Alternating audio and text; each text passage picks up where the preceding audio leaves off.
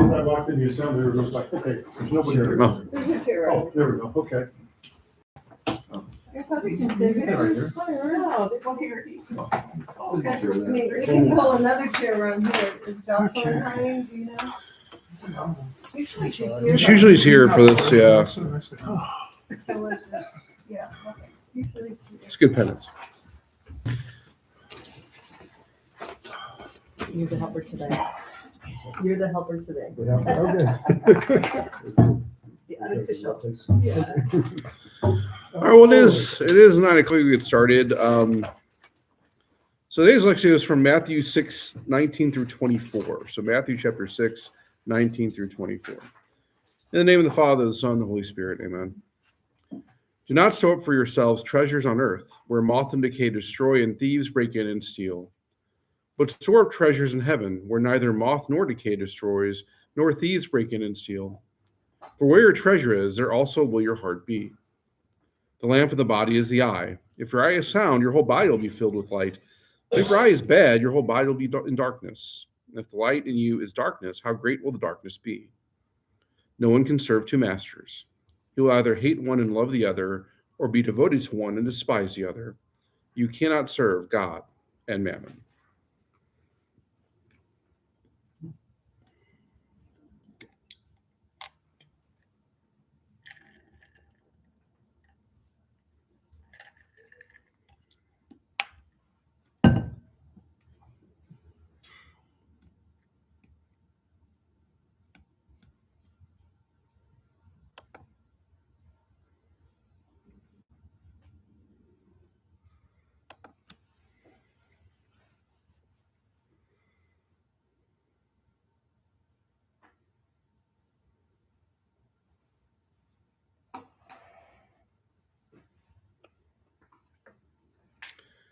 Do not store up for yourselves treasures on earth, where moth and decay destroy, and thieves break in and steal.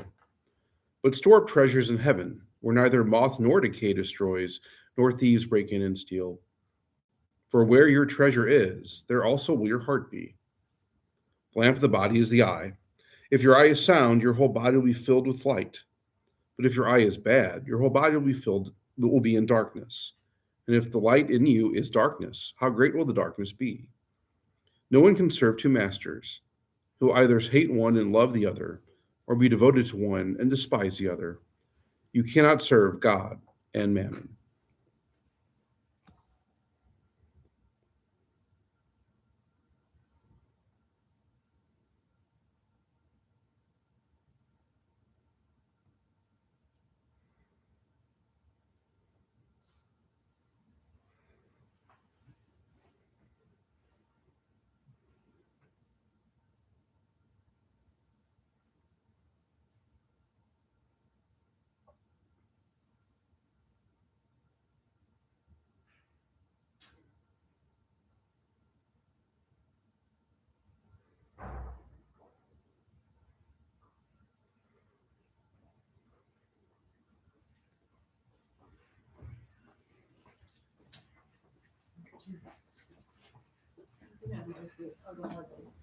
There's also a chair over here if we want to bring it over.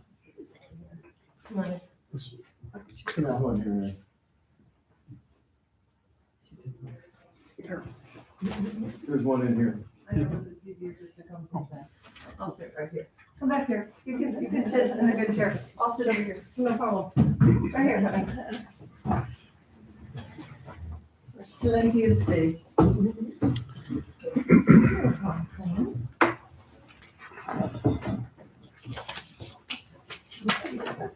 Would you rather have this here?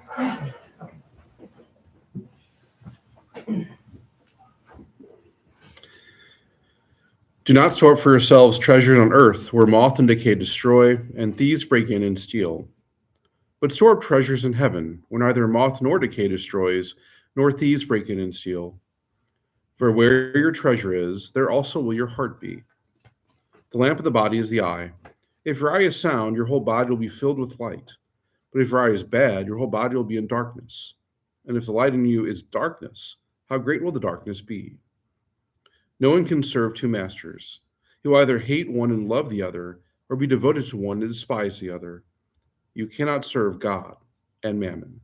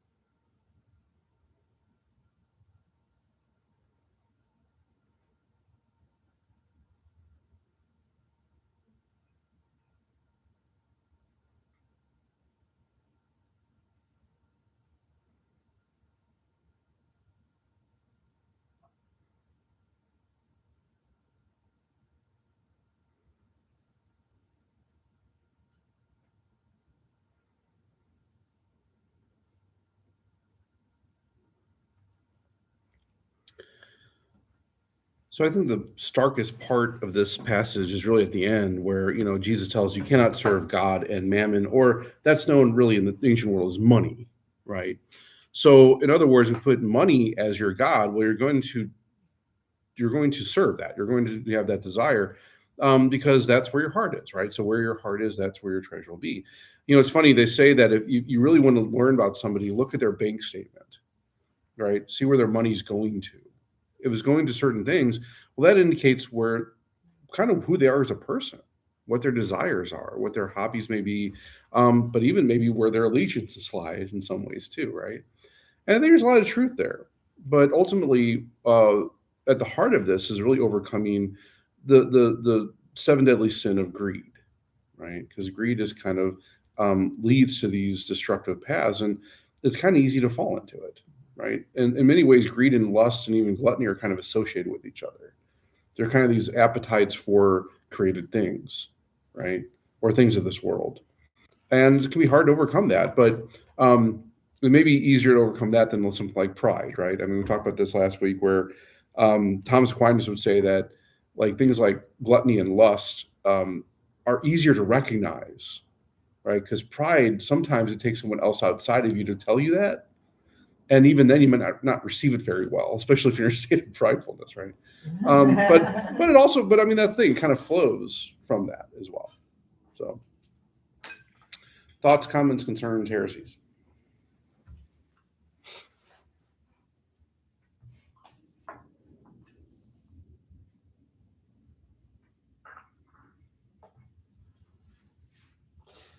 Did anyone have any questions or kind of get confused there about the I part?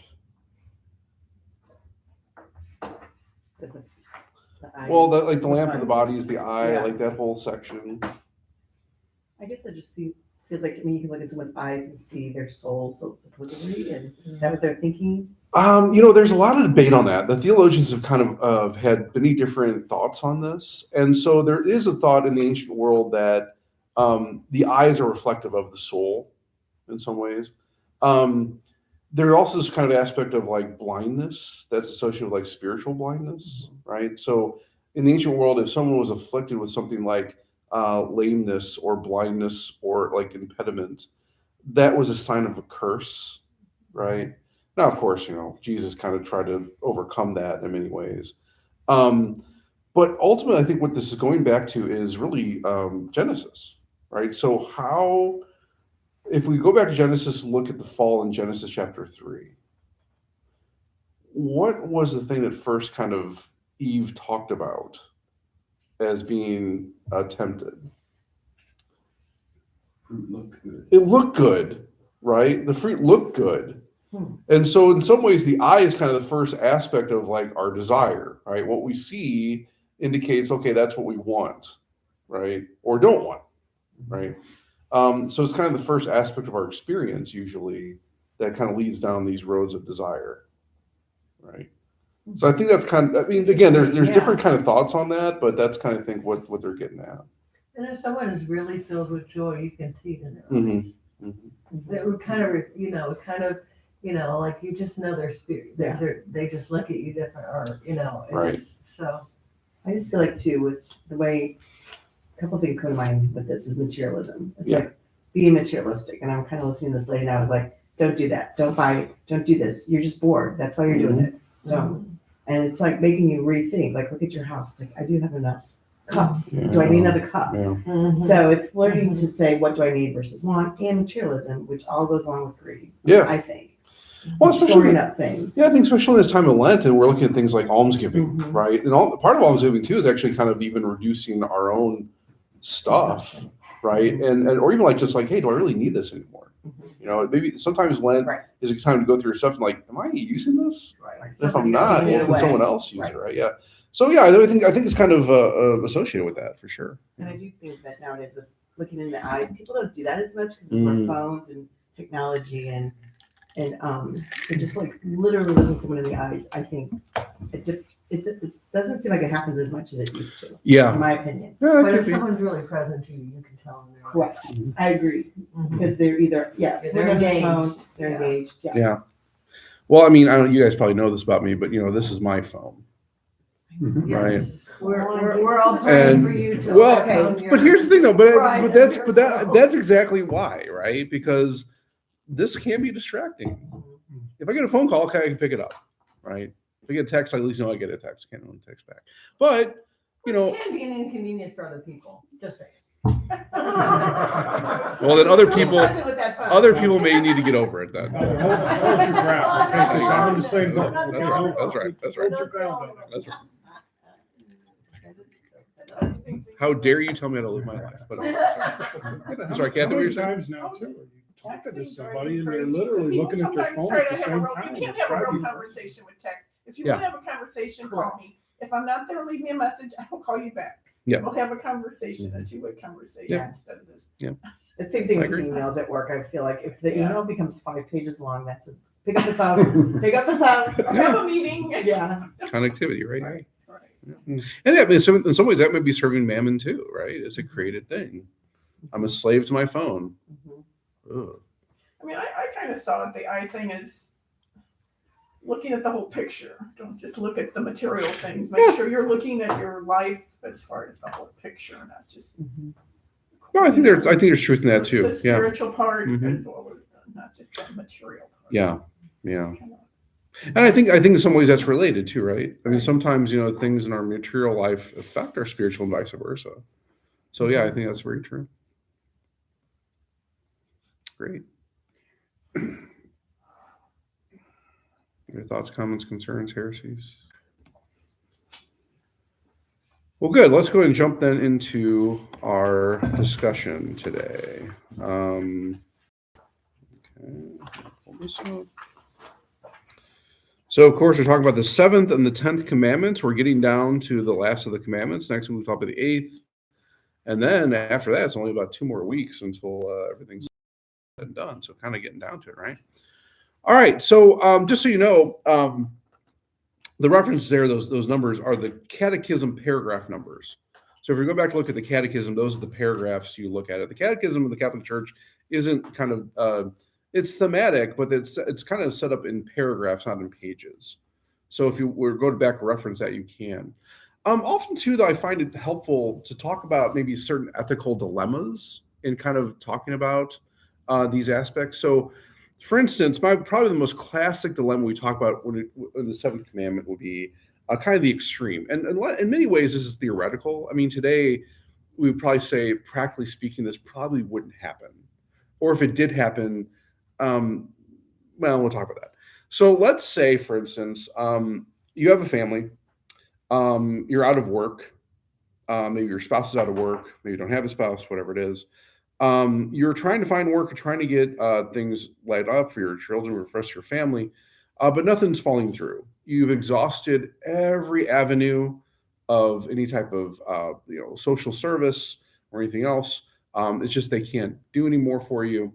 You go into a job. Let's say you go down to Schnucks over on the Rock Road, maybe over in Florissant or in Ferguson, and you go apply for a job. And as you're walking out of the job, the bread truck rolls off, and a loaf of bread falls off the truck there on the ground, right at your feet. Right now, your children are starving. You haven't probably eaten in a few days, right? Is it okay to take that loaf of bread? Depends. Okay, what does it depend on? Well, do they still have cable? No,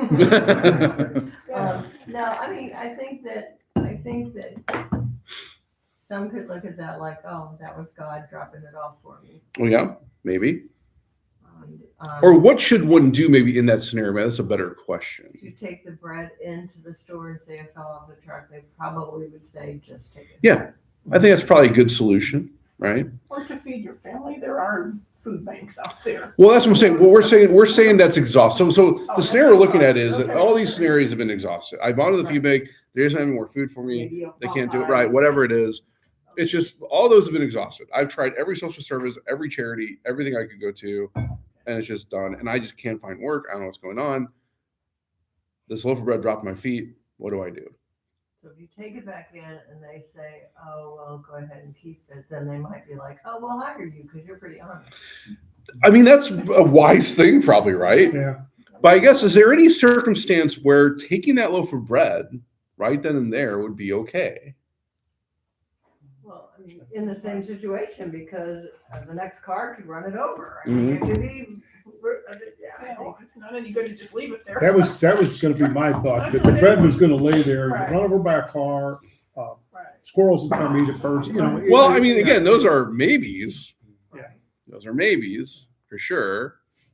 James, you're going to say something? Yeah, I think I agree with taking it into the store. I mean, that's and let them know what happened to the bread Right. and and possibly give it to you. But if you hadn't eaten for days and your family hadn't eaten for days, you're not like Thank taking you. logical. Yeah, maybe that's true. Right. Maybe that's true. That may be true.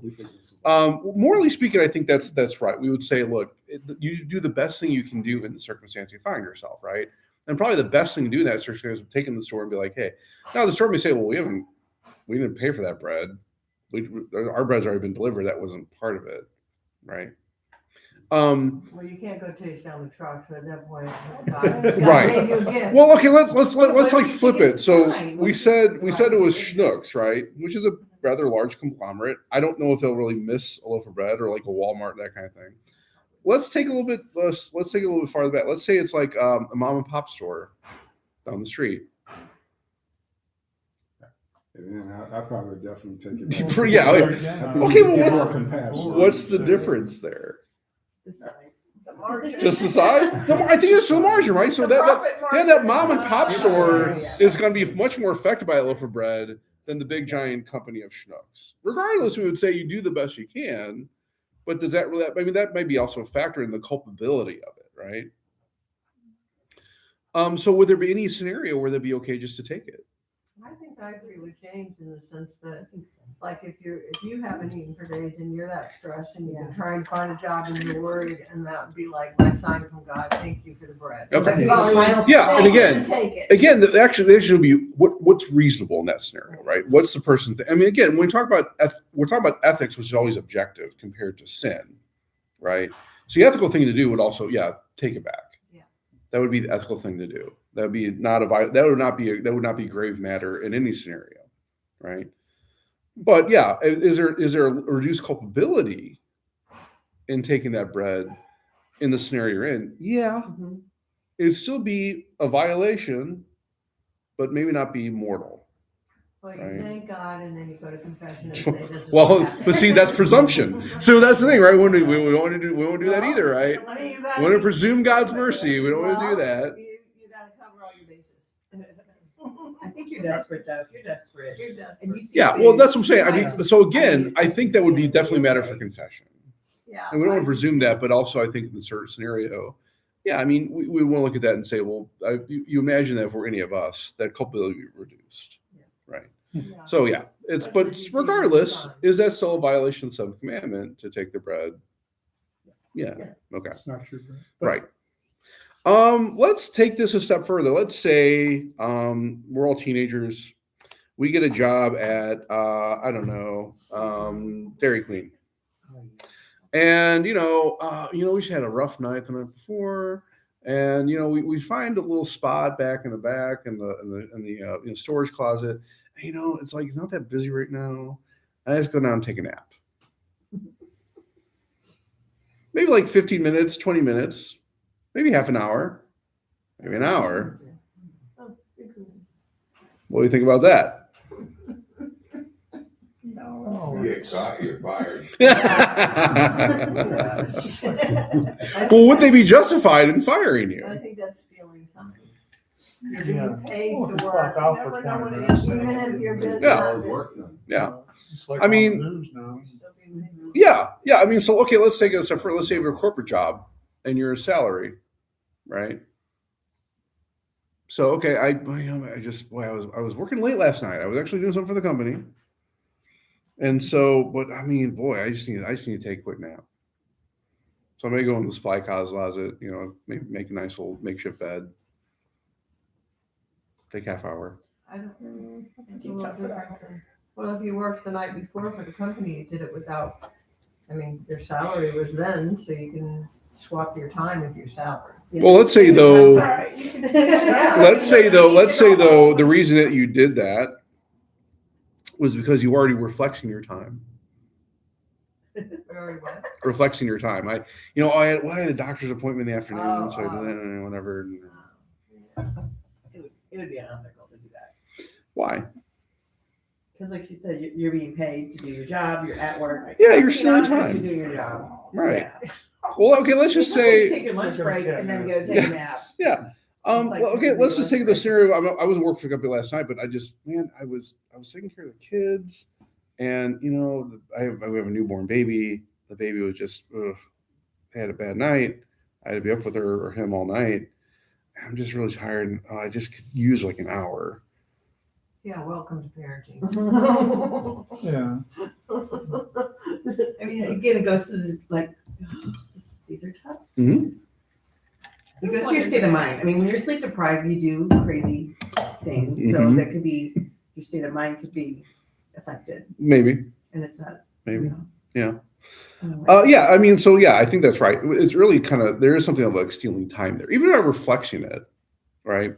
I think it also depends on your job that you're at too. If Sure. you've got all your job work done and there's nothing to do, then it's different than if you take a nap and you've got stuff to do. Okay, well, let's say, even that scenario though.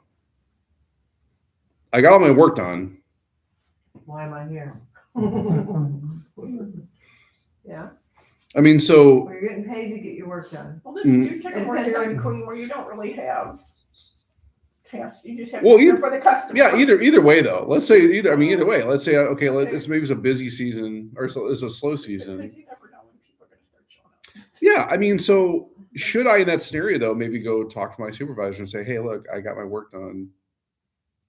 Yeah, I'm going Yeah, to take right. that a nap. Right. Would Yeah. be up if you needed me. You know, That would be the honest. yeah. I mean, so that's the thing. I mean, right? There's honesty involved with that too. But I think also what we're really getting at here is where's the line for slothfulness, right? So slothfulness also is affected in the seventh commandment too.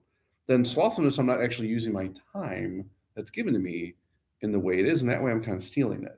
Mhm. There's sort of maybe a selfishness or self-centeredness. Now you could say, well, someone who's like an infant that's raised, I mean, is that really slothfulness? That could just be exhaustion. Well, okay, if we take those scenarios out and just say, I'm just really tired today, I don't want to work. Well, okay, that seems like that might be an issue. I stayed up all night playing games on my phone. Yeah, right. Yeah, exactly. Keep bringing it back to the phone. It's work-life balance. You're doing work-life balance. Right.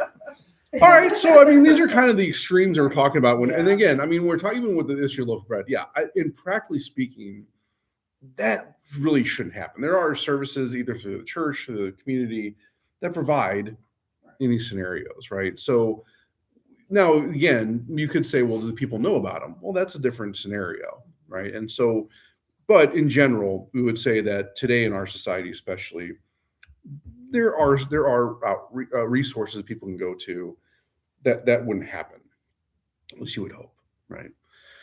Okay, so getting into this, right? So the seventh commandment, thou shalt not steal. So in paragraph 24:1, we believe there's a right to private property that as long as it's acquired in a just matter. So the church upholds this understanding of private property. We'll talk about that in a second. In the production of goods, we have the responsibility to protect others, fair wages, consumption moderation, using benefits for those who need help.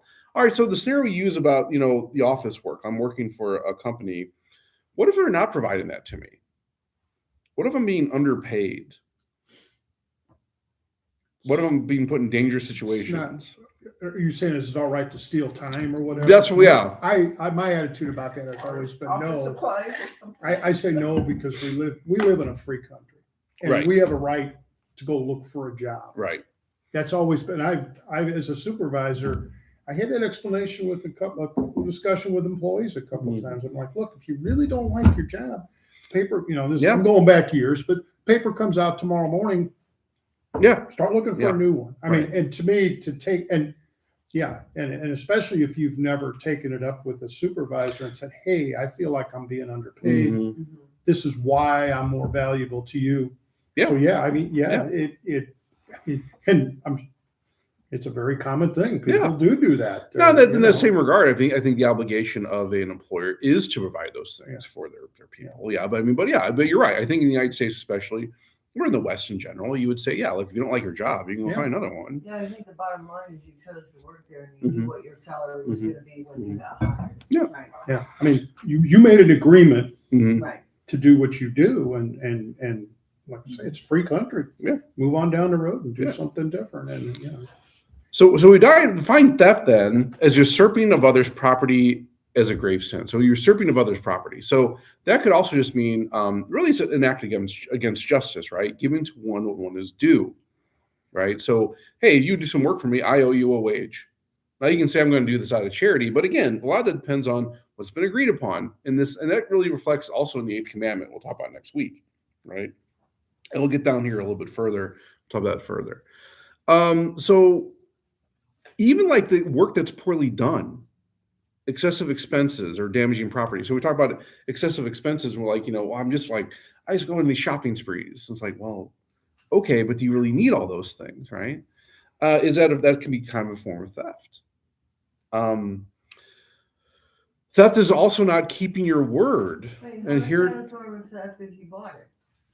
Well, the question though is, Isn't that more like greediness and well, greed, they're associated though, right? Yeah, Greed is but- kind of a form of theft too, right? You're stealing, you're kind of stealing away from your own dignity, right? That I'm buying things I really don't need, Or you could give it to charity. or could give it charity, or right, I could do these, I could do other things with these things. So in other words, well, I just bought my 5th plane. Oh, okay, well, cool, but hey, there's some starving people over here. Do you think that might be a good idea? And that's a good point, Renee. We'll get that in a second because there's a question here that will come up on that applies to that, right?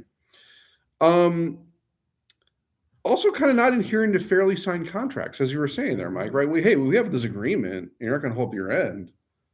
Well, you're kind of stealing from me. That's kind of like not only is that just dishonest, it's also kind of theft. Human enslavement. So theft also forbids that. And what's interesting is, even back at the time of the apostles, St. Paul made the case against enslavement. And there's been churches work actually against slavery even before the United States started doing it. In many Christianized countries in Europe, slavery was already abolished before the United States did. And part of that was because of the effects of the church. Now, one would say, well, wait a minute. Isn't there this book or this letter to Philemon? Does anyone know what Philemon is all about? Okay, so Paul, in this letter of Philemon, there's a slave named Onesius. Onesius' master's name is Philemon, and Onesius ran away from Philemon, right? And Onesius came to Paul, and Paul was trying to advocate to Philemon. I was like, hey, look, you got to treat people well, Philemon, including your slave Odysseus. Now, I can't really get in the legal. What Paul was saying is like, this is a legal matter because technically you own him, but you shouldn't treat him as if you do. You should treat him as a human being with dignity and respect, and especially since they're both Christian, in a Christian way, right? So some would argue, well, yeah, well, Paul is advocating for slavery. Well, he wasn't. He was really recognizing the situation of society at the time and saying, well, we should be above that. That's what Philemon's really directed towards. So ever since then, has been sort of this understanding the church has always been like, yeah, if you shouldn't really have slavery. I mean, that's kind of an evil of the time. We can't really do much about it from a legal standpoint, but even if you have slaves, you should treat them well and treat them as if they're equal to you. That's always been the church teaching.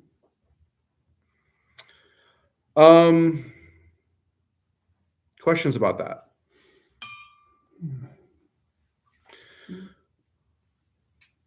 Okay, so now we're going to get into this issue of the state and businesses. So states as well as business are morally responsible to ensure theft, including bribes, are not allowed, right? So there should be laws against those things, policies against those things. We don't see that perfectly, really, in the United States. And but so there are laws in the books that kind of guard against that. We're also called to share our goods with the poor. So as not to steal their human dignity. The goods of creation are destined for the entire human race. All are called to acts of mercy. So this raises an interesting question because we see in the book of Acts the early church and how they were living. And it was very evident in the books of Acts, the apostles and disciples lived kind of as socialists or communists. They were sharing everything equally in community, right? Yes. So then why does the catechism and the church uphold private property? What do we think about that?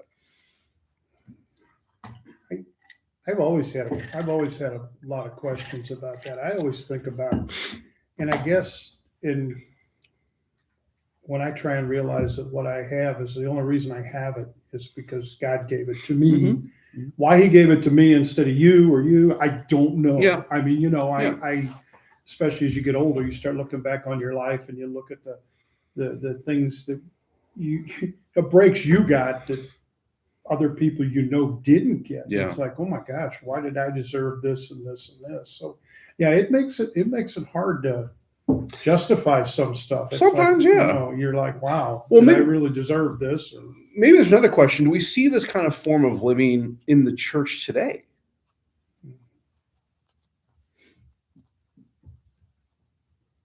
What do you think?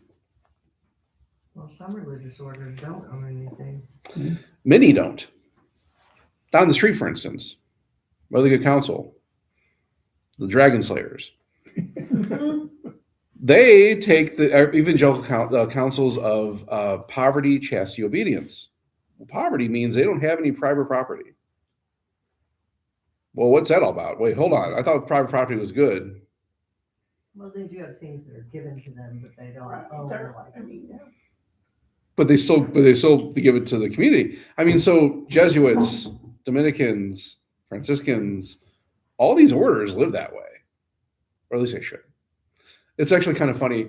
There's an old adage that the order priests take those vows, but the archdiocesan and diocesan priests live it.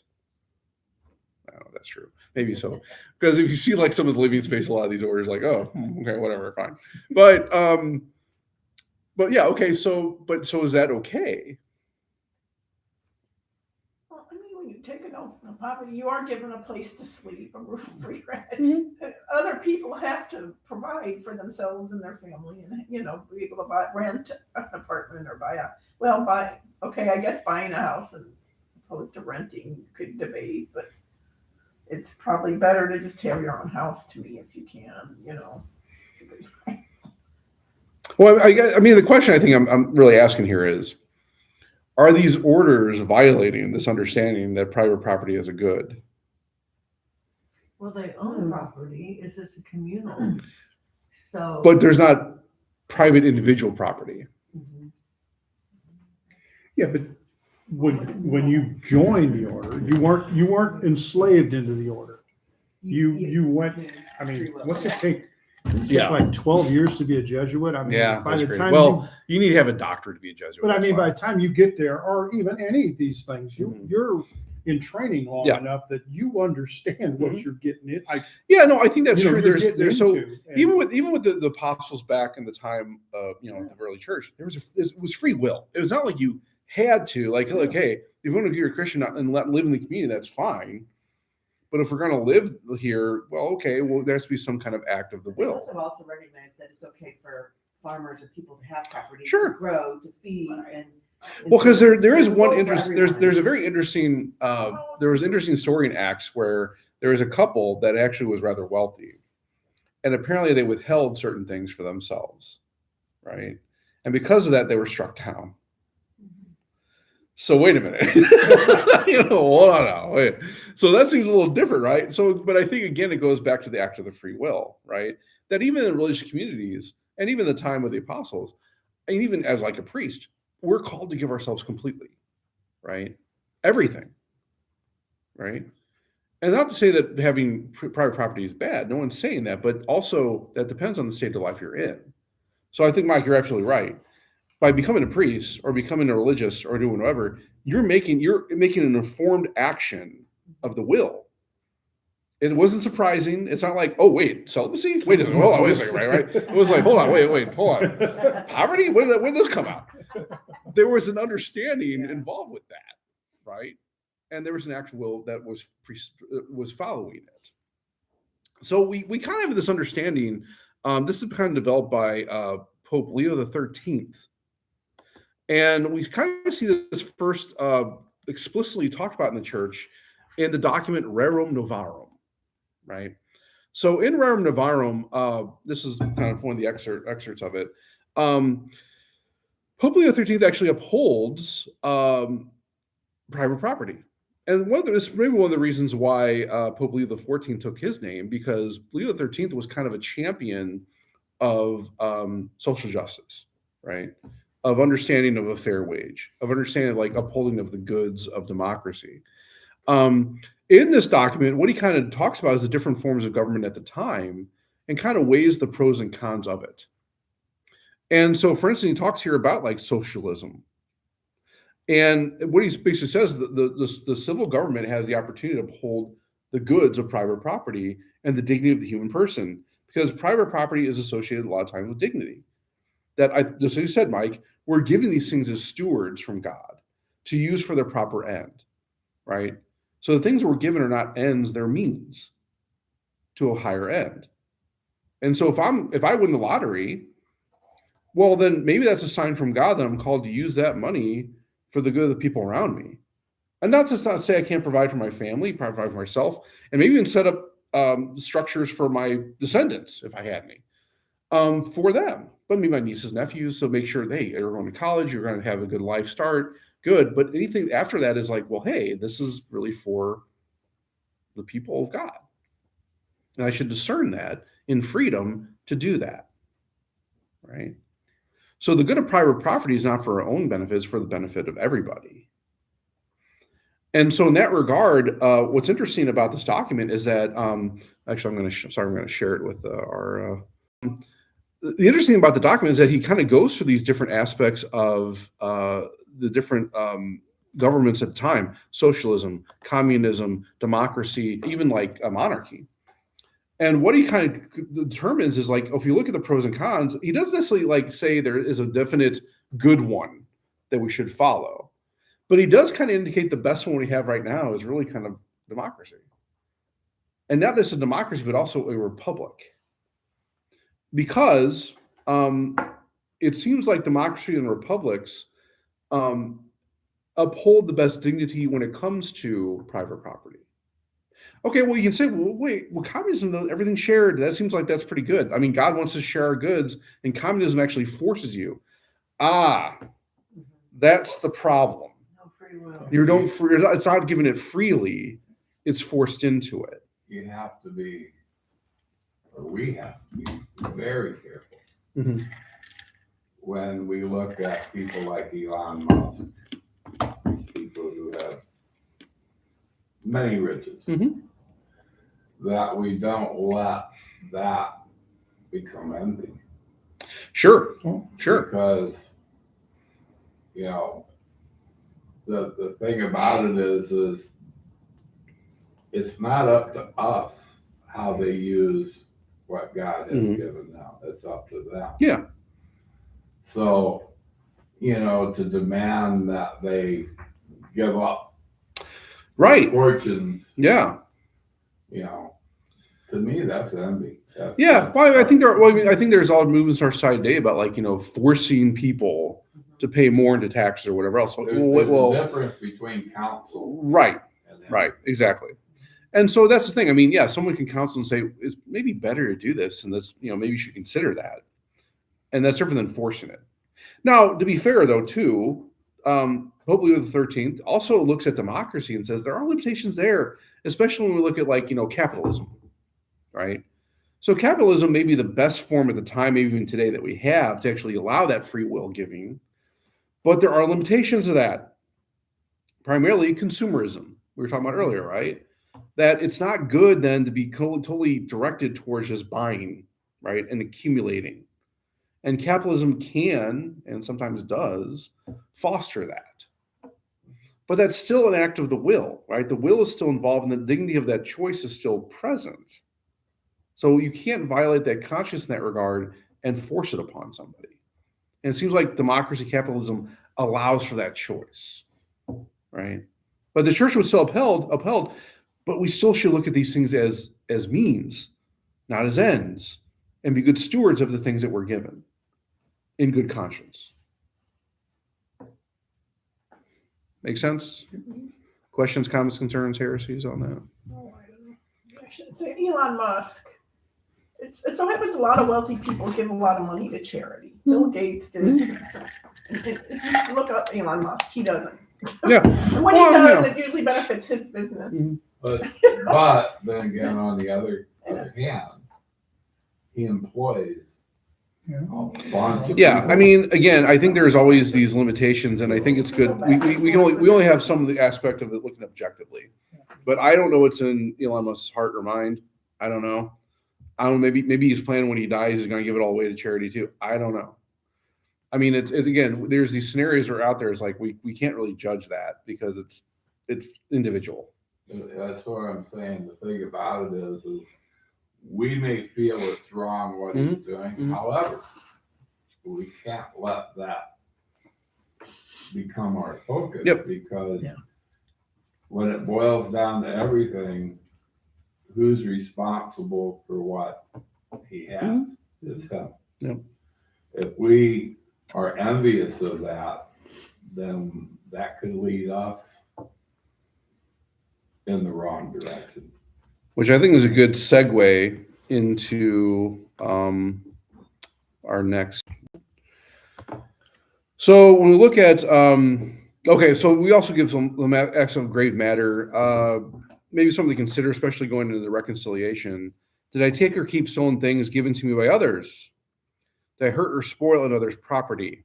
Did I keep valuable things when found? Right. So these are kind of aspects we have to ask ourselves in examination of conscience when it comes to the seventh commandment. So associated with that then, and this maybe goes in deeper what we're talking about right now, is the 10th commandment says you shall not covet your neighbor's goods. Now the 10th commandment gets a little more specific about like mules and donkeys and houses and stuff. But in general, what it means is the stuff that your neighbor has, you should not be envious or jealous of it. And that's more interior, right? That's more an act of the heart. So, and sometimes oftentimes when people maybe confess in the confessional about jealousy and envy, and there is a difference, we'll talk about that in a second. Part of that is just a lack of appreciation for the goods that we're given. So the truth is that, I think I brought this up before. It's interesting that when I have a couple I'm prepping for marriage, I usually ask them what makes their relationship unique, right? Because in that regard, that kind of shows how they love each other in a unique way.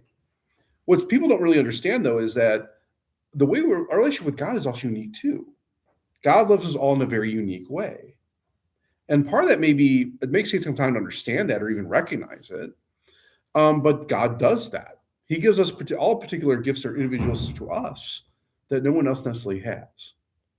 And so part of that is fostering that and understanding and appreciating it. That when we actually truly appreciate it, we don't really have to look elsewhere in the things that other people have or the gifts that other people have, because, hey, God loves me uniquely and given me this, and I thank God for that. So it's kind of fostering an understanding of gratitude. Now, when we talk about envy, though, the underlying sin here is really lust of the eyes, right? So we talked about earlier in the gospel about the eye. Well, yeah, the first time we maybe experience these things, whether it be greed or envy or whatever, or lust or gluttony, it's because we see it. It looks good. The same happened with Eve, very beginning, right? It was looked good for food, right? Okay. We talk about where your treasure is, there also your heart be, right? That's kind of comes from the gospel as well. So one of the things that others have is not a sin if they are acquired in a just manner, right? So in other words, okay, boy, my buddy just got a brand new car. That looks like a nice car. I wonder if that's actually, maybe that has good mileage. It looks like it has really good, fuel efficiency. Maybe I should consider getting one and spend my own money. Maybe I'll sell my car I have and get one of those, because that may be better for me and better for my family. That's not necessarily jealousy or envy. It's just like kind of a rational, good thing to do, right? You're looking at it because you're just like, just being interested in trying to inform yourself, right? Versus like, I'm so jealous. How Yeah, can you afford this? exactly. It's not fair Right. that you can afford it. I can't. Right. So envy is a capital sin, right? That's one of the 7 deadlies, right? This commandment requires envy to be banished from our hearts, right? And so there's a difference in kind between envy and jealousy. And what is the difference? So jealousy is still that lack of recognition, but it's different in kind from envy. They seem the same to me. They are associated. Is jealousy more when you don't want that other person to have it? Okay, let's do a scenario. So let's say, You're hurting my brain. I'm sorry. Actually, it was so funny. I was in kindergarten the other day, and we were talking about Lent or something. I said something to the fact like, yeah, how many days are there in Lent? And they're like 40. I'm like, wait, well, are there? And so if we count it from Ash Wednesday to Holy Thursday, how many days are there? Like, oh, I'm like, well, actually, there are 46. So where do those 6 days come from? And they're like, why do you ask such hard questions? I'm like, sorry, that's what I do, right?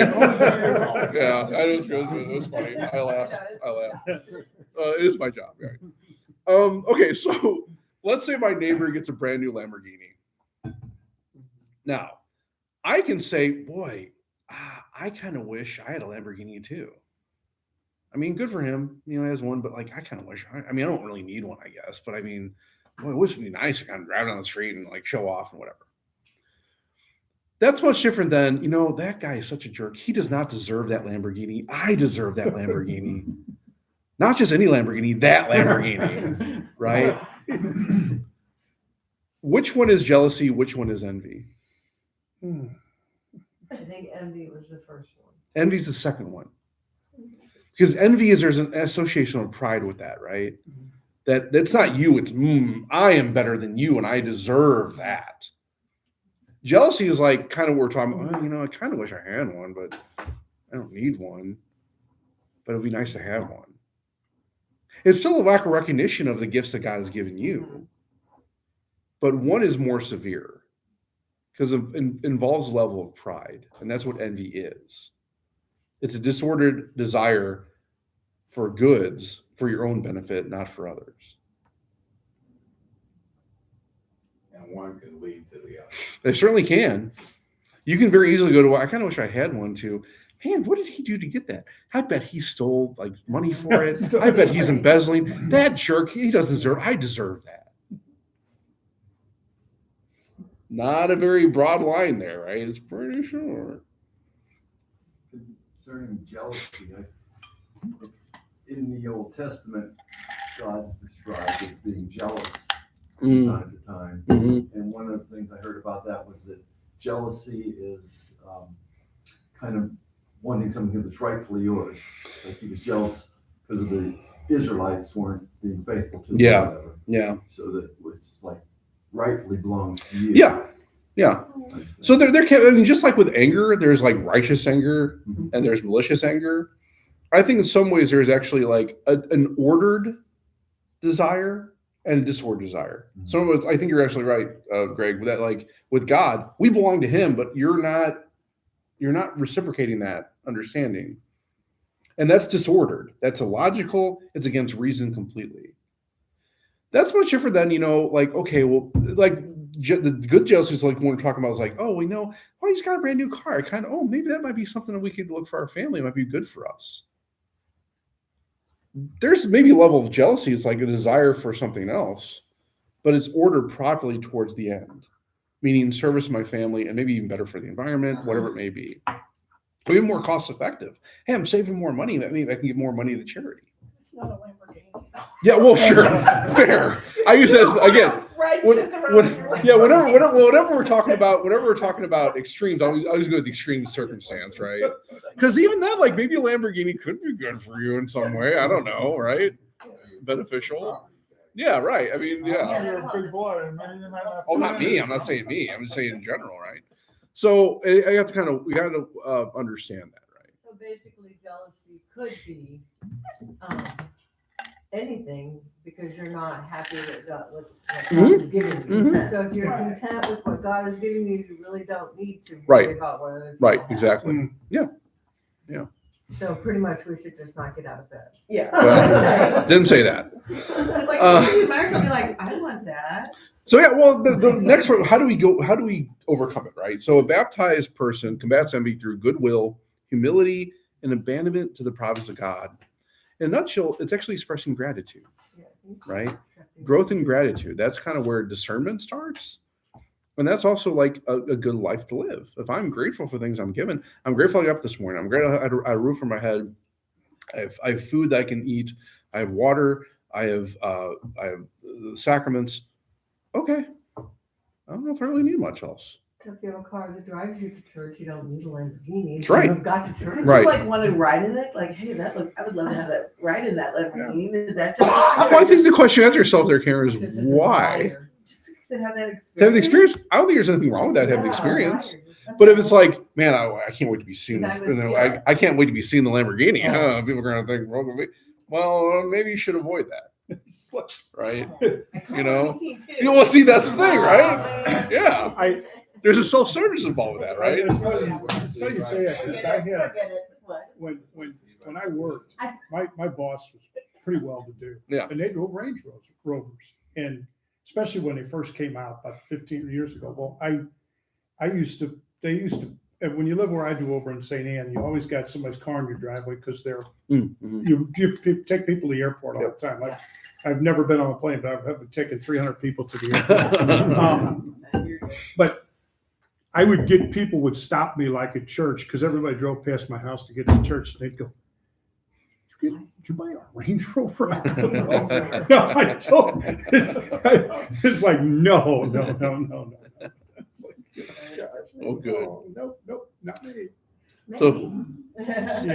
So a final point here, desire for true happiness frees man from physical attachment from riches necessary for entering the kingdom of heaven. And that's a high bar, right? So what does it mean to be truly detached? Well, it doesn't necessarily mean we don't need things, but it's kind of freed from the desire of it, right? So a classic example I use oftentimes is if you had the choice between spending 5 minutes in front of Jesus in the Eucharist or having a Dairy Queen Blizzard, right? Which would you prefer? What's better detachment here, right? Ooh, boy. Maybe, right? Sit and eat your Blizzard while you're talking. Did you bring that with you? Well, so you didn't have that choice. It's out both ends, right? I know we're Catholic. We always look at both ends, but with this scenario, we don't have that, right? So bring one for him. That's the thing, right? Well, maybe. It'd be miraculous. Might be. Which one gets up first? That's right. So yeah, I mean, that's the thing, right? Is that what your desire would be? Yeah, we're so in other words, it's not even wrong to desire a Blizzard, especially maybe I've had a long day and a bad day and I really kind of need one, but maybe I should go be with Jesus first. Well, if you That's spend much time with better for Jesus, me. Your blizzard would taste better. I think that's probably true, right? That's a good way. Yeah. So in other words, when Reward you yourself. talk about things like sin, I mean, I think we talked about this earlier. Sins are really just goods, but they're more proximate goods than remote. We're choosing the lesser over the higher, right? And so this scenario, not choosing the Dairy Queen Blizzard may not be sinful, but it does show maybe a lack of detachment, Where your detachment, heart lies. right, You truly aren't serving God. 'Cause Right. You're like Right. craving your physical needs. right. Versus your spiritual. And not even craving, but even preferring, Yeah. right? It's just like, well, you know, It goes back to being grateful for what Right. you have and what you've been given, Right. as opposed to what other people have and what other people have been given. Remember you thank God. You know, thank God for those things. Yeah. Praise Him.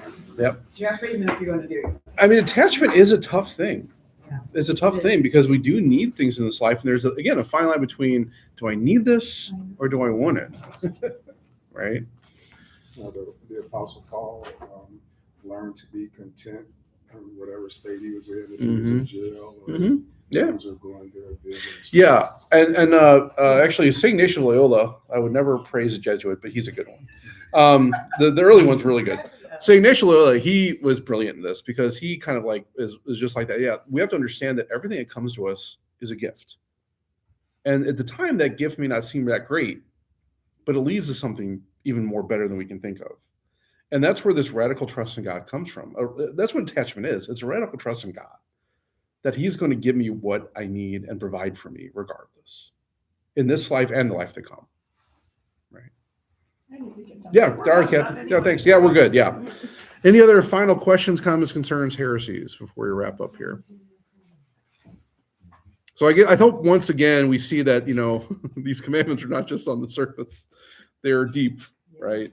They're rich. And so we always want to keep that in mind. All right. In that case, we'll see everyone next week. Oh, just so we know, next week we're talking about the 8th commandment. And so as you can see, boy, we got the 8th commandment next week. Then we got introduction to the Lord's Prayer. We're going to talk about Our Father. Then we're going to talk about heaven, hell, purgatory. And then we have our retreat. So it is coming down to it. We are getting down to the end here. The other thing too, just so we all know, next week is the 3rd week of Lent, but it also starts what we call the scrutinies. So for those of us who are entering the church fully, this is a time for deeper discernment, reflection, and growth. And so the readings and stuff are kind of directed towards our catechumen, our candidates. So we're going to probably practice that. We'll have the blessing at the 11 o'clock Mass. So for those who are coming in the church, we ask they come to the 11 o'clock Mass. We'll call them up like we did for the rite of sending, have a blessing. If you're sponsored there, great. If they're not, that's fine. And then also just bring your attention to our retreat on Palm Sunday. We'll start at 10 o'clock at the Regalia Center. We'll go to 3. We'll be able to have Mass and first reconciliations and some talks. Lunch will be provided that day, so just don't have to worry about that. Okay. And the retreats for everyone. Oh yeah. All the catechism. Yeah. Right. Yeah. Okay. Thanks, guys. We'll see you later.